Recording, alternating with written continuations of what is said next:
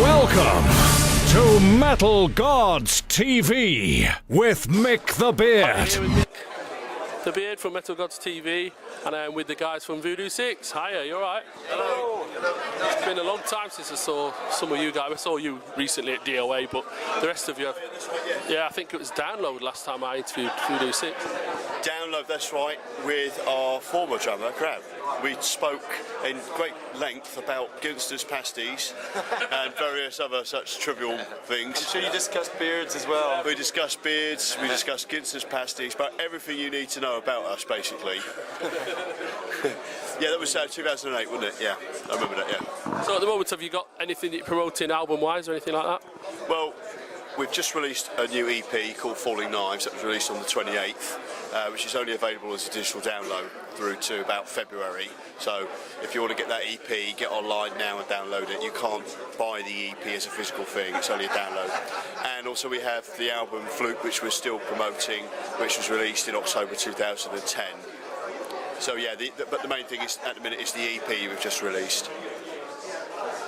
And Matt from Dean's told me to tell you that he thinks you're gay. Well, Matt would know. He would know. I asked him if he wanted to come along to the signing area earlier on so I could sign his tits, but he never showed up, you know. Since I last saw you, I think you had a bit of a lineup change as well. That's right. We've got a new singer and we have a new drummer who is brought into the band specifically trying to get us into smash hits and Just 17. Look at him, he's gorgeous. Gorgeous Joe. That's right. 12, but he's a genius. Yeah. He's a sex addict. Yeah. So he's only allowed out for certain periods of time, like 2 weeks, and then he's got to go back. Yeah. He's just a sex addict, aren't he? Let's face it. Yeah. He's hoovering up all of the decent, girls. We've got none left for ourselves. He's a bit of an animal. Yeah. But he's single, isn't he? So, off he goes. What have you guys got on the horizon after Hard Rock Hell? I mean, have you got any more dates after this, or is it just finished for the year? January, we're going to be working really hard to get the new album finished, and then try and release it as soon after that as possible. And just get out and gig a lot. We just really want to get the momentum going this time. Keep it going. Support tours, our own dates. All the places that we haven't managed to get around to this time in the UK. We've got a new kind of way to go. We're going to get some stuff out in Europe soon. We just sorted that out. So we want to get out there and play because we've not done too much out there. So everywhere. Well, Voodoo 6 have always seemed to get a good reputation and what have you wherever they go. Why do you think that is? Do you think just because of your show? Because, as it was put in Kerrang magazine, we are commendably unfashionable. What that means is that we don't really care too much about following a trend. I think that's really important. That all of us have very, very different musical tastes. I've said it before. Classic rock, more metal, all different styles of blues and soul and that sort of thing. And we just let that all come together and just be the sound that we are. And we don't try to stamp our own sound on the band too much, I think it's having the classic rock influences without trying to sound like we're from the 70s. Like some bands try and recreate that whole sound and production. And there's no point doing that. We just going to do what we do, but it's got that influence in there. You end up feeling like, some bands are dressing up in fancy dress to sort of look like they're from the 70s and this sort of stuff. No, it's all well and good. That's just not us, We just write songs. As Luke says, he's a very jeans and t-shirt type of singer, completely different to our previous singer, and that kind of fitted in more with the mould of the rest of us, One dude in leather trousers out of the 5 of us, it just didn't work before. As much as we loved Henry and thought he was a good singer, Luke fits the bill much more, much more better. Yeah, much more better. Yeah.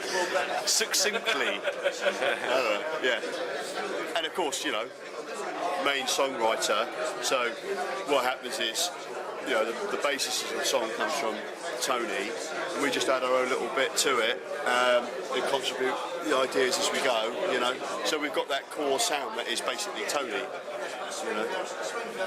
So if you don't like us, blame him.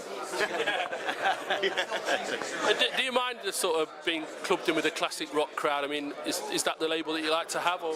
That's a compliment, isn't it? I mean, if you're labelled with bands like Zeppelin and Black Sabbath and whatever, then it's great. I mean, you know, I'm sure you'll hear bits and pieces in the sound like that. But, you know, it's not up to us to label ourselves, is it? If somebody chooses to do that, then, you know, there's nothing we can do about it. Sometimes, you know, we still get referred to as a glam band or a hair metal band because of the Henry thing. And, you just got to shrug off sometimes the label. Sometimes you agree with them, sometimes you don't. But you know, well, everyone's got an opinion. You know, so the important thing is for us, we're not really too bothered if someone wants to call us something like, you know, say we're classic rock, or they want to say we're metal. You know, that's all good. You know, we're a bit of everything. There's elements of it all in there. Yeah. It's obvious when you hear it what it sounds like, I think, isn't it? So when people actually hear us or see us, then they get it. And it's nice when you get a review and they really get that it's this kind of blend of old school influence, but with a much more of a modern kind of approach to it, really. So, and that's I think the angle on it, really. Like I said, we weren't trying to recreate something, but we're not trying to be cutting edge modern metal either. It's just a big kind of mishmash of what everybody's into.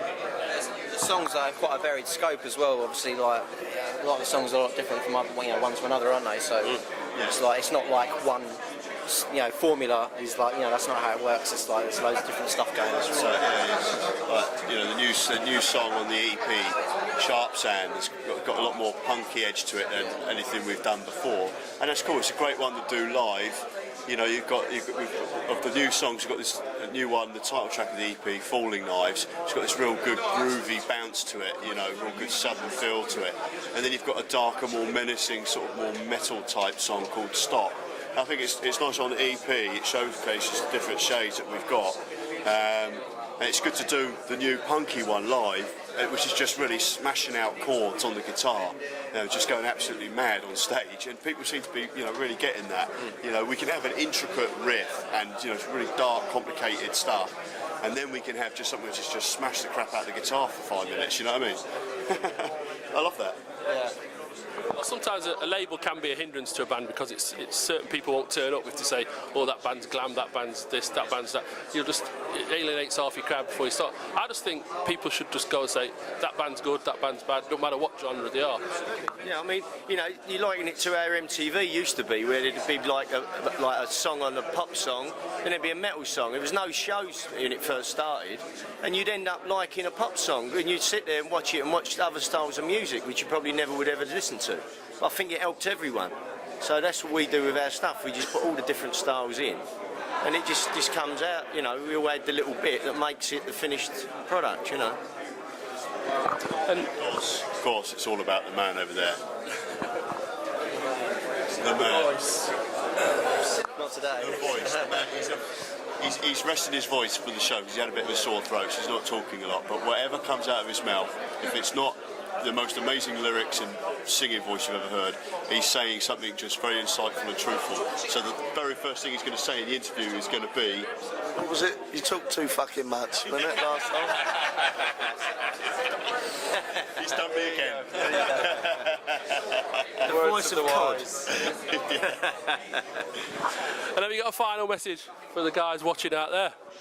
MetalGodsTV, we rock, and so do you. Yeah, thanks very much. Keep watching. Oh, let's go. Great. May God have mercy on your soul.